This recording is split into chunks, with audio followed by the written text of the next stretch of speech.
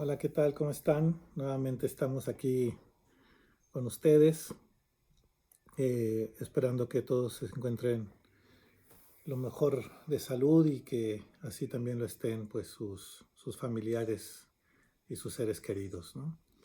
Eh, bueno, pues empezamos una nueva clase donde estaremos revisando algunos aspectos fundamentales de las ciencias sociales que pueden ayudar a entender mejor los fenómenos. Creo que he contestado a todos los trabajos que me mandaron en estos días sobre el video que tuvimos la semana pasada y me pude percatar, me gustaron mucho, son trabajos donde ustedes hablan de una manera muy creativa, muy interesante. Solamente apuntaría un aspecto que va a ayudar fundamentalmente para su formación profesional, ¿no? Es decir, que está bien que nosotros hablemos con los puntos de vista con los que hemos crecido acerca de la sociedad en la que vivimos, pero en las ciencias sociales tenemos que tener como mucho cuidado de evitar calificar las cosas, evitar ponerles un acento específico, ¿no? Por ejemplo, cuando decimos que las personas son ignorantes, estamos diciendo frente, por ejemplo, a esto que estamos viviendo del coronavirus, ¿no? Estamos diciendo que nosotros sí sabemos y los otros no saben, ¿no? Y es una forma en la cual nosotros estamos haciendo ya una distinción. Yo sé, ellos no saben, ¿no?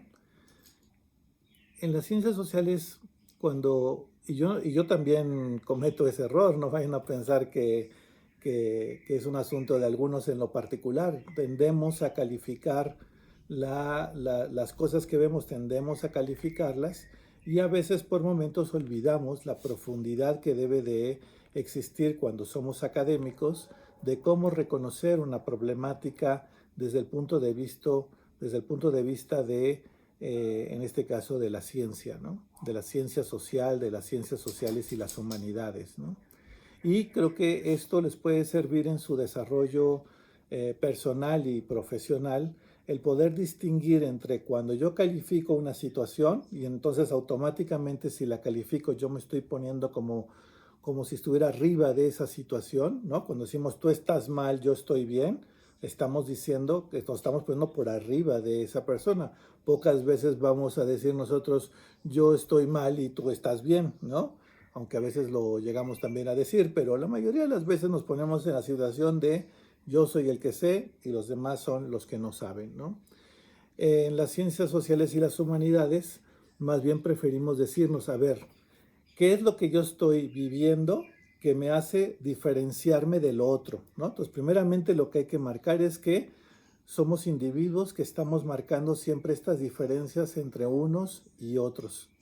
Y tiene que ver con nuestra identidad, tiene que ver con nuestra cultura, y es completamente normal que hagamos eso en nuestra vida cotidiana porque tenemos la necesidad de que nuestro yo quede salvado ante las diferentes situaciones en las cuales nosotros nos presentamos. No podemos siempre estar renunciando a nuestro yo y estarle buscando calificaciones o estar buscando soluciones a las situaciones que se nos van presentando, porque a veces las cosas se nos presentan demasiado rápido y no podemos responder científicamente y sacar la pipa de la paz y demás, y pensar las cosas cuatro veces, ¿no? Es decir, hay veces en la vida cotidiana que se nos presentan y no podemos nosotros evitar utilizar los calificativos que normalmente se usan.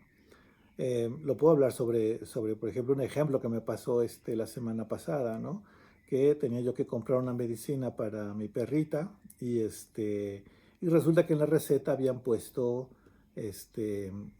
mal la fecha, ¿no? Y es una medicina controlada, ¿no? Porque a mi perrita le dan convulsiones. Y entonces había que, en la receta estaba, en lugar de poner el mes tal el día tal de mayo, etcétera, ponía enero de este mismo año. Por lo tanto, la receta ya estaba pasada, ¿no? Total que pues me bajo del coche, voy a ver cómo puedo negociar con el farmacéutico, ¿no? Y yo pensando, pues en este país ¿no? Yo salgo con mis propias ideas de mi cultura y decir, pues esto se consigue y además pues es para una perrita, no va a haber ningún problema, ¿no? Entonces cuando llegan y me dicen, no, porque su fecha ya no está, ya no es la adecuada, mi primera reacción es de molestarme y decir, bueno, pues tráigame al gerente, ¿no? Entonces traen al gerente, ¿no? Y yo le digo, bueno, pero es que, a ver, esta medicina que le estoy comprando es para mi perrita, ni siquiera es para uso personal. Y claro, uno tiene como esta capacidad de poder hablar desde diferentes perspectivas, primeramente tranquilo, luego te vas como enojando, ¿no? Bueno, terminé diciéndole inhumano a la persona de que no me quería vender el medicamento porque, pues, además si no le daba la medicina a mi perrita, es lo que me apuraba, pues iba a entrar en convulsiones, ¿no? Y luego imagínense en domingo, pues aún más difícil la situación. Total que yo estaba presionando a la persona para que me vendiera el medicamento por un error que había cometido el veterinario. Sin embargo, pues esto, pues la persona estaba haciéndole caso a las reglas, ¿no? Y yo le estaba pidiendo que violara las reglas, sea por la vida de mi perrita, sea por lo que sea, yo estaba exigiéndole a la persona. Y al final le dije que era muy inhumano. Y y pues luego me quedé pensando, ¿no? A ver, ¿qué quisiste decir con esto de inhumano, ¿no? Es decir, estás dañando a la otra persona y la estás presionando, pues porque tú sí te sientes en una situación límite con tu perrita, pero al final de cuentas él también tiene que hacer su trabajo y qué bueno que lo haga y qué bueno que él se encuentre obedeciendo las reglas, ¿no? Nos da coraje a veces cuando la gente nos habla de las reglas, pero pues uno mismo también pone reglas, ¿no? Y las pongo con ustedes y las ponemos con otros y con otras personas, con la familia, etcétera, ¿no? Y de repente uno cuando tiene la necesidad fuerte, pues piensa uno en esta cultura que uno puede romper esa regla, ¿no? Y yo me sentí mal, ¿no? Me sentí mal, me sentí después, pues con esta necesidad de que a lo mejor voy a tener que ir a la farmacia, pues a pedir una disculpa, ¿no? Pude resolver el problema de otra manera, pero lo importante era que nosotros nos ponemos fácilmente en una situación de superioridad frente a las personas y entonces perdemos, digamos, el piso, ¿no? Perdemos esta cuestión de, a ver, piensa las cosas como las estás haciendo y desde dónde las estás haciendo. Y luego, pues, esta cuestión de que uno al calificar, uno se está poniendo por arriba de la otra persona que está haciendo su trabajo, ¿no? Y, y a veces los avisos sobre esto y las reflexiones sobre esto no vienen de uno mismo, también vienen muchas veces de las personas queridas, las personas cercanas que nos hacen ver que nos hemos equivocado. Entonces, en este tema, eh, me empecé a dar, o sea, para hablarles el día de hoy, pues me di cuenta que entre los trabajos que ustedes me presentaban y lo que yo también hago en mi vida cotidiana, me doy cuenta de que estos adjetivos están permanentemente en nuestra manera de ver el mundo, que nos nublan, que no nos permiten ver la realidad desde otra perspectiva, más entendible, más reflexiva, ¿no? Creo que lo importante es ver la realidad con una capacidad de reflexividad, ¿no? Y esta reflexividad va en el sentido de decir, bueno, pues que las cosas están en movimiento, ¿no? Las cosas no son exactamente como yo quiero verlas, ¿no? La forma en la que yo las veo es mi subjetividad tratando de mirar esa realidad y diciéndole a esa realidad lo que yo quiero que sea. Sin embargo, esa realidad también existe de tal manera que me dice que yo tengo que reflexionar y tengo que reacomodar mis formas de ver el mundo para entender esto, ¿no? Y entonces me voy al siguiente ejemplo de las personas que en su apuro se meten a los hospitales o le gritan a la policía o a los médicos sobre algún pariente que tienen enfermo y de que no pueden tener acceso a él.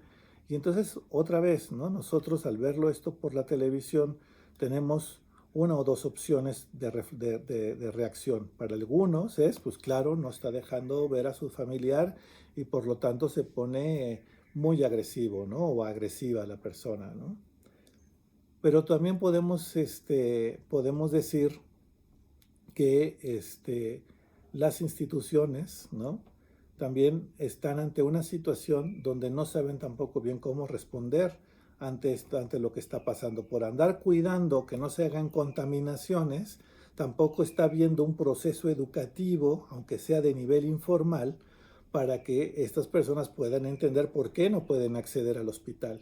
Y esto no está en el código de una persona, ¿no? Yo me quiero imaginar, si tengo a mi hijo en el hospital y no me dejan entrar, pues si con la medicina de mi perrita, de una receta caducada, me pongo como león, pues no me quiero imaginar una persona que quiero y que es de vida o muerte, ¿no? Y puedo tener todos los doctorados y toda la formación que quiera, pero a la hora que se nos viene la sangre encima, y además con un cierto concepto, ¿no? Un cierto autoconcepto de que estamos por arriba de los demás, pues entonces nuestra reacción agresiva pues puede ser pues bastante fuerte, ¿no?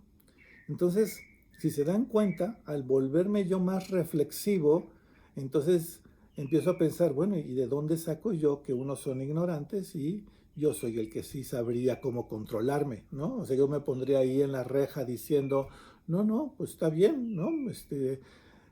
Luego la información, la forma en la que funcionan las instituciones tampoco es la más deseable, ¿no? Tampoco es la más explicativa, ni tampoco ves a las personas tratando de buscar una solución. No hay un decir, a ver, espérense tantito, va a salir una persona, les va a explicar, ¿no? Y entonces de repente se dan cuenta que uno de los factores que no se había tomado en cuenta en relación a esta pandemia era el asunto de la comunicación, pero de la comunicación cara a cara, no de la que nos dice el presidente o nos dice un subsecretario de salud todos los días sobre las estadísticas y da información en frío sobre los muertos, sobre los contagiados, sobre los problemas que se van presentando, ¿no? Eh, no es en ese nivel de comunicación donde hay que trabajar, ¿no? Es de explicarle a la población por qué las personas no pueden acceder al hospital y entender el tema del contagio, ¿no? Y para eso hay una serie de personas que tienen una formación especializada, ¿no? En este caso, por ejemplo, el trabajador social tiene mucho que hacer en esta relación entre el hospital, los médicos y los pacientes y los familiares, ¿no? Y la comunidad, ¿no?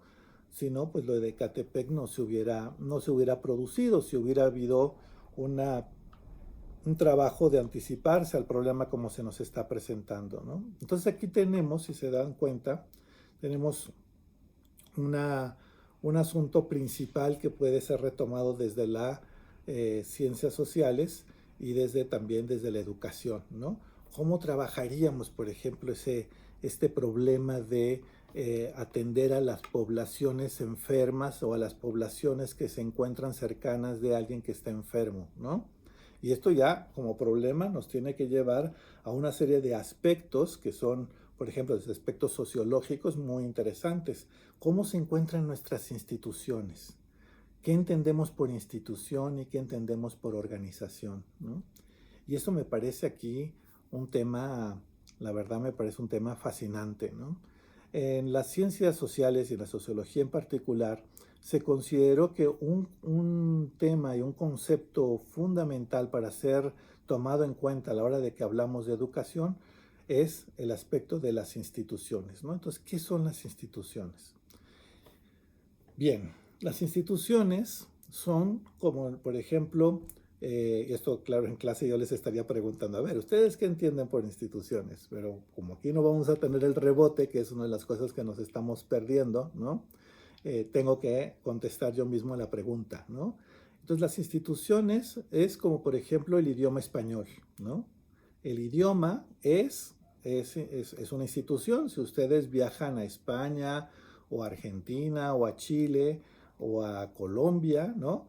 O incluso a zonas de California o de Chicago, es muy probable que haya por lo menos un español neutro, digamos un español en el cual nos podemos comunicar todos. Luego cada uno tendrá sus especificidades, ¿no? Sus palabras, ¿no? En Argentina el che, o nosotros cuando decimos, vamos a platicar, en fin, tenemos nuestras cosas específicas de nuestro idioma que nos hacen una identidad muy particular, pero en principio la institución es el español, ¿no? Y ese principio de el español tiene una serie de reglas que nos permiten comunicarnos entre todas nosotras y todos nosotros, ¿no? Antes no utilizábamos, por ejemplo, el femenino esta institucionalización del idioma. Ahora, algunas personas, todavía no todas y todavía no es una regla, ¿no? Pero poco a poco, culturalmente, se está haciendo esta diferenciación entre lo femenino y lo masculino por los cambios que se están dando en la sociedad en la relación entre las mujeres y los hombres, ¿no? O las mujeres y los varones, ¿no? Creo que es más propio hablar sobre mujeres y varones. Entonces, si las instituciones son estos aspectos generales en los cuales existe un acuerdo, pues cuando hablamos, por ejemplo, de la escuela, ¿no? De la escuela primaria, pues es lo mismo la escuela primaria para Cuernavaca, para Cuautla, para Puebla, hay una parte que nos hace, e incluso si habláramos de la escuela en términos generales, en términos de institución, vamos a ver cualidades similares en lo mismo, en estos países, ya sea España, Argentina, Chile, Colombia, Panamá, México, California, ¿no? Vamos a ver Estados Unidos en general, vamos a ver que la institución escuela tiene características que le son generales para todo mundo, ¿no? Y incluso las cualidades que tiene, ¿no? ¿Qué cualidades ustedes consideran que tiene que tener, por ejemplo, una escuela, ¿no? Bueno, otra vez, por desgracia, tengo que ser yo el que tiene que contestar a esta pregunta. Pues, ¿qué es lo que empezaríamos, no? Pues que hay pizarrones, que hay, antes diríamos que había gises, ahora hay plumones, ¿no? Hay muchas de ellas ya, en estos salones ya estaríamos esperando a lo mejor alguna pantalla, ¿no? Algún proyector, sillas, mesas, ¿no? Y aquí pues puede haber mucha variedad de sillas y mucha variedad de mesas, pero en específico hay una serie de factores comunes que si a mí me dicen ve a la escuela en Estados Unidos, voy a poder entender a esa escuela y por el otro lado voy a poder entender lo que es una escuela en México o en cualquier parte del mundo. O sea que la escuela es una institución, ¿no? Y se divide en varias partes, ¿no? Se divide en educación básica, en educación media, media superior y superior, ¿no? Entonces, esto que le vamos a llamar escuela también tiene subdivisiones, ¿no? Que nos ayudan a entender un fenómeno determinado. ¿Y para qué les digo todo esto? Que parece a lo mejor una obviedad, ¿no? Porque ustedes ya lo conocen, ¿no? Pero a lo mejor no han visto que este concepto específico de institución lo podemos referir a varios aspectos con los cuales nosotros convivimos todos los días, ¿no? Entonces, claro, cuando alguien quiere cambiar el sistema de escuela, ¿no? Pues se mete a un problemón porque es una institución y es difícil quitar una institución, así como también es difícil quitar un estado. Imagínense que quitamos un estado y dejaran de existir en el planeta los estados, pues todos nos moveríamos para todos lados y seguramente también se moverían nuestras identidades de muchas formas, ¿no? Entonces también las instituciones nos dan una identidad, nos dan una forma de ver el mundo, ¿no? Nos dan sentido sobre cuáles son esas etapas en las cuales tenemos que pasar en la vida para nuestro desarrollo, ¿no? Y entonces cambiar esa parte de las instituciones es muy difícil, ¿no?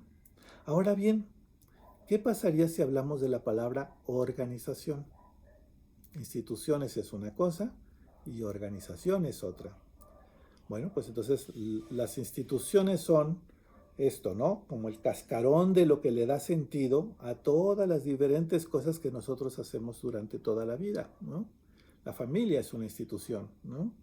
La iglesia es una institución. Otra cosa es que hablemos después de religiones, ¿no? Y luego otra cosa es que hablemos sobre la iglesia de Santa María, ¿no? O la iglesia del centro de Cuernavaca, o la catedral del centro de Cuernavaca, o de cualquier otra parte, ¿no? Entonces, las particularidades de funcionamiento de esa institución les vamos a llamar organización. Por ejemplo, la institución es la universidad y la organización es la Universidad Autónoma del Estado de Morelos. Entonces esas cualidades que va a tener esa organización sí que son diferentes a las cualidades de la organización que puede tener la Universidad de Guadalajara, la Universidad de Nuevo León o la Universidad de Harvard o de cualquier otra universidad en el mundo, ¿no? Entonces, y aquí es donde vamos un poco aterrizando nuestros conceptos, ¿no? Nosotros podemos hablar sobre, ahora que estamos en el tema del virus, podemos hablar sobre un sistema de salud. Y esa parte es la parte institucional. Pero cuando vemos la forma en la que se trabaja en el hospital de Ecatepec, donde se produce esta situación violenta, ahí estamos hablando de una organización, porque en ese hospital se produce esta situación de tanta tensión y no está produciéndose este nivel de tensión en un hospital como el de nutrición de la Ciudad de México.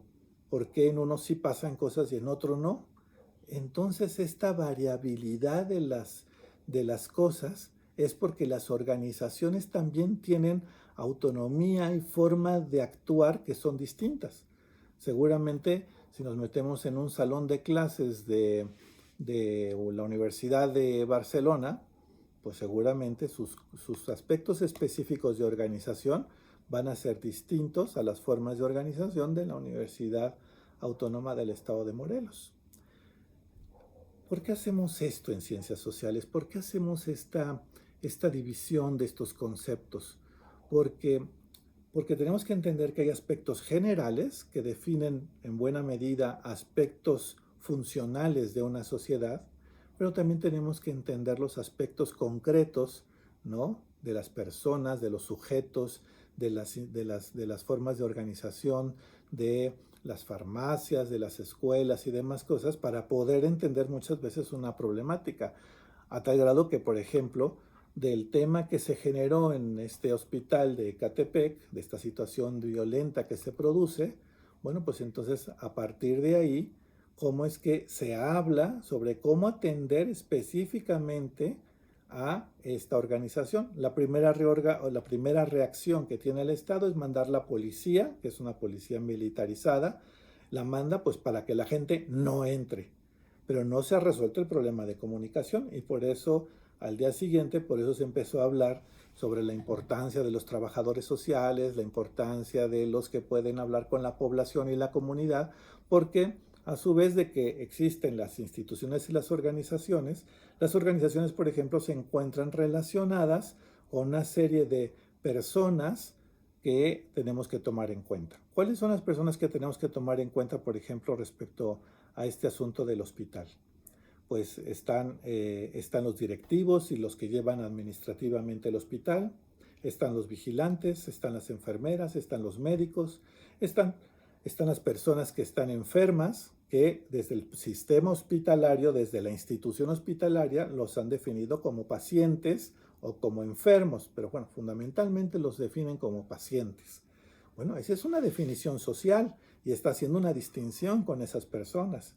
E incluso, si nosotros nos adentramos a las definiciones de enfermo o paciente, vamos a encontrar que el paciente, por lo general, es una persona pasiva, es una persona que va a recibir una atención, mientras que el enfermo puede ser una persona que también es proactiva en cómo atenderse y cómo enfrentar la situación de la enfermedad, ¿no? Bueno, para que vean también cómo los conceptos se nos mueven y van teniendo diferentes formas de cómo podemos analizarlos. Bueno, regresando al tema de la escuela, pues ahí vamos a ver estas dos diferencias fundamentales, ¿no? Entonces, permítanme tomarme un poquito mi té para que no se me seque la boca. Gracias.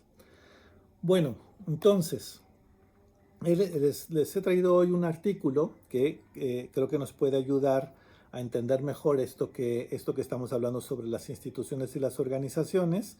Les pido que me tengan un poquito de paciencia porque, bueno, lo vamos a ir leyendo y después lo vamos a ir desmenuzando, ¿no?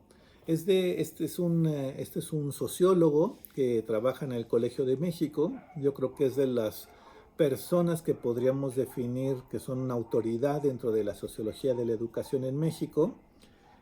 Tenemos realmente pocos especialistas Así como en otros países es de lo más común que incluso hasta el departamento sea de sociólogos de la educación, aquí vamos a encontrar que los investigadores que nos interesa la educación estamos como muy desperdigados por todo el país, ¿no? Y esta es una de las personas que ha logrado colocarse en una situación más o menos de importancia dentro del ámbito de la educación, ¿no?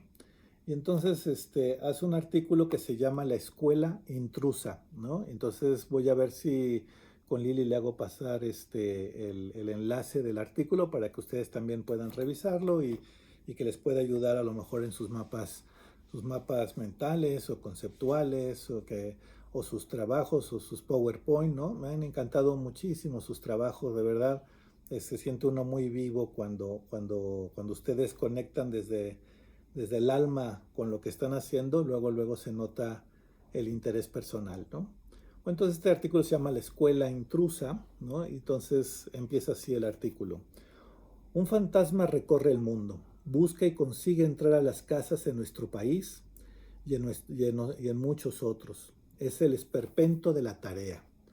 Así, con mayúsculas, pesada, larga, cansada e impertinente, se cuela por rendijas en el adobe a través de las ventanas y llega como instrucción en un teléfono inteligente en forma de pregunta o una computadora. Si se acomoda en la sala, ya estuvo mal el asunto. Tantas páginas para repetir una operación mecánica hasta que aburra. Tantas otras de escribir banalidades y no pocas para leer áridos libros de texto como pretexto para no leer algo interesante. Videos con actores que emulan a maestras o maestros y resultan más falsos que un billete de 7 pesos. Preguntas a responder para hinchar la carpeta de evidencias y llegar con ella repleta cuando volvamos a la escuela, sí, no, ¿cómo vamos a evaluar? No es posible que la escuela esté en la casa. Es tan contradictorio, diría mi abuela, como ponerle a un santo Cristo 2 pistolas. Si se puede aprender en la casa, desde luego, pero la condición para ello es barrer, sacar, expulsar de la casa el virus de las tareas. Las tareas atarean a quien tiene que hacer y por su inutilidad aterran, atrapan. Si no fuese así, nadie las haría. En otros países les llaman deberes, como deudas a saldar. En no pocos casos terminan haciendo las tareas los padres. No, corrijo, casi siempre las madres al mismo tiempo que cocinan, lavan ropa o planchan. Antes de salir a jugar tienes que hacer la tarea. Y ahora que no se puede salir a jugar, ¿qué hacemos? Pues más tarea. Y así están en una esquina de la mesa del comedor, atareados. La ociosidad es la madre de todos los vicios. Si la tarea se cuela, con ella llega una noción de escuela dominante, esa construcción que entretiene, guarda, cuida, dicta, encarga y carga de trabajos adicionales para hacer en casa a quienes asisten a sus espacios, donde hay docentes que por su oficio de guardianes nos salvan de estar tanto tiempo en las criaturas para poder trabajar. Las maestras y los profesores creativos intentan hacer otras cosas, pero tienen, sin remedio, que enviar una captura de la pantalla en que están, cual estampitas, los rostros de sus aburridos pupilos. Y eso sí hay computadoras. Cuando no, es preciso asegurar que la carpeta que dará cuenta del encierro creativo llegue llena cuando se retorne a las aulas. El objetivo es lograr evidencias que demuestren al director, al supervisor, o vaya usted a saber a qué superior autoridad, que la escuela, el control y la indocencia siguen, bueno, indocencia lo pone entre comillas, ¿no? Siguen. ¿Cuál es la muestra de todas las muestras? Las tareas. En mala hora hemos confundido el sistema educativo del país con el sistema escolar. De ello deriva que los signos de continuidad de la forma escuela sean predominantes. La clase cucha, las tareas, la tarea abundante, el libro como muleta, sin el que no se puede andar. Educan los medios, las conversaciones, el aburrimiento, el miedo porque se llevaron al abuelo al hospital. Dibujar, cantar o jugar canicas y saltar a la cuerda, lavarse las manos bien y aprender a hacer arroz. Ocurren excepciones. Hay docentes que tapan la tarea con propuestas de actividades atractivas, pocas, bien pensadas, diversas y que en su lógica apasionante tal vez ocupen más horas de las que amontonan las tareas que atolondran.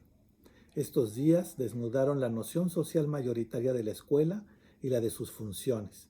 Creo que la sociedad y sobre todo el gremio tenemos que repensar que la escuela es parte de la educación, pero la educación es mucho más amplia que la escuela atareada emitiendo tareas, acumulando deberes.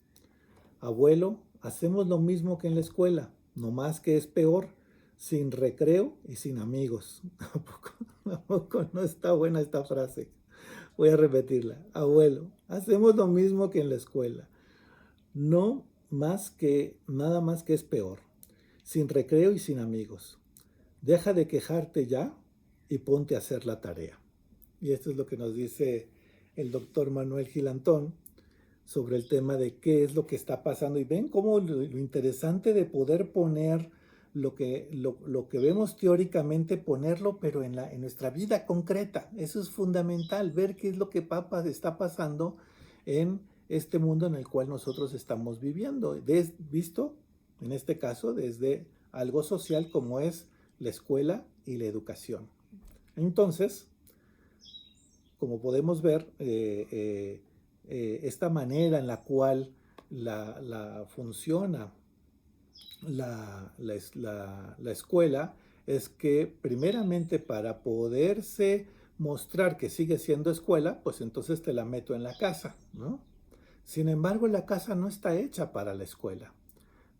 Ustedes seguramente, y un poco por lo que estamos haciendo esto de filmar estos videos, es precisamente una consecuencia de que si yo ahora mismo me pusiera a tratar de meter el salón de clase en sus casas, pues no funciona, ¿no? No funciona porque ahí está la cama, porque ahí está la cocina, porque ahí están los gritos de los padres o los gritos de los hermanos, o esta es la hora de la comida, ¿no? Mis hijos hace un momento estaban haciendo una tarea y entonces ya se acercaba la hora de la comida y entonces el tema era como de por qué se ponen a hacer esto ahora si vamos a comer, ¿no? Y entonces también la familia y el hogar reclama su espacio. No sé si a ustedes les está pasando esto, que el lugar donde están les está también reclamando que actúen de acuerdo a lo que es ese espacio en el cual nosotros estamos conviviendo, ¿no? Y fíjense qué interesante a nivel social cómo se nos mueven todas las cosas, ¿no? Cómo al final todo entra perfectamente bien dentro de una explicación de corte sociológica o desde las ciencias sociales, ¿no? La escuela perdió su lugar, ¿no? ¿Por qué perdió su lugar? Porque el virus dijo que no podíamos estar ahí contagiándonos unos a otros. Pero entonces, ahora, como el primer shock de la primera semana, me acuerdo que además fue muy interesante porque, por ejemplo, con mis hijos, el tema fue atascarlos de tareas, ¿no? Y entonces yo me puse a pensar, hay que tener mucho cuidado en la manera en la que vamos a trabajar a partir de ahora, porque lo que tenemos que cuidar, por un lado, es la integridad de las características que tiene el hogar, que también podríamos verlas desde un punto de vista institucional, ¿no? Institucional informal, pero pues es la familia, ¿no? Es la idea de la casa, la idea de dónde nos resguardamos, ¿no? Y luego ya las características organizacionales que tiene esa casa, que son también muy interesantes, ¿no? Que si tenemos la hora de la comida, o la hora de la cena, o la hora del desayuno, ¿no? O si tenemos la hora para hacer primeramente la limpieza, ¿no? Cómo esas formas de organización social que tenemos en la casa de repente se ven contaminadas, ¿no? Por una institución que tiene que sobrevivir, ¿no? Y entonces cómo la metemos en la casa, ¿no? Y un poco también por eso, pues la decisión de hacer estos videos era para que para que en el momento más adecuado para cada uno de ustedes pueda tomar su clase sin que te esté quitando la posibilidad de organizarte a cómo te organizas dentro de casa. Y creo que para eso nos sirven las ciencias sociales, para incluso tomar este tipo de decisiones de la mejor manera sin presionar la institución escuela dentro de la casa, ¿no? Me enteré hace unas semanas donde eh, ya ven que ahora existen grupos por todos lados en el internet, ¿no? Pero entonces uno de esos chats que existen hablaban de la importancia de poner a los hijos con su uniforme durante las horas que fueran de clase frente a computadora, ¿no? Bueno, ya es una barbaridad eso, ¿no? Imagínense meter a los hijos con uniforme, a lo mejor ustedes también conocen algunos casos, ¿no? Y también aquí nos lleva a otra reflexión, ¿no? De también separar cómo reaccionaron, por ejemplo, las escuelas privadas y las públicas ante esta situación. Las privadas son más, como necesitan que entre el dinero, pues entonces son más exageradas, ¿no? En cuanto a, por ejemplo, que los padres vean que a los hijos se les deja muchísima tarea. Y las primeras 2 semanas era ver a los pobres niñas, niños, jóvenes, ¿no? Bajo esta estructura de que tenían que seguir trabajando como si estuvieran esas horas en la escuela, ¿no? Salvo que, como dice en el artículo, pues no existe el recreo, ¿no? Y tampoco están los amigos, ¿no? Para ir a jugar fútbol o para jugar básquetbol o lo que sea, ¿no? O ir o sentarte a platicar con la persona que quieras, los grupos que se hacen dentro de las formas estas que tienen de organización las escuelas, ¿no? Nada de eso tenemos ahora. Entonces, eh, entonces realmente querer meter la institución escuela dentro de la familia, pues es uno de los errores más fuertes a nivel social que podemos cometer, porque en realidad, pues las formas, si lo importante es aprender, pues uno no va a aprender a través de la presión de la tarea o los deberes, como lo define en el artículo, ¿no? Y como podrán ver, ahí tenemos un buen ejemplo de cómo pueden funcionar esta manera de hacer las cosas, ¿no? Eh, ¿Qué les parece un minuto de descanso? En lo que voy a iniciar ya la última parte de la grabación y ahorita seguimos.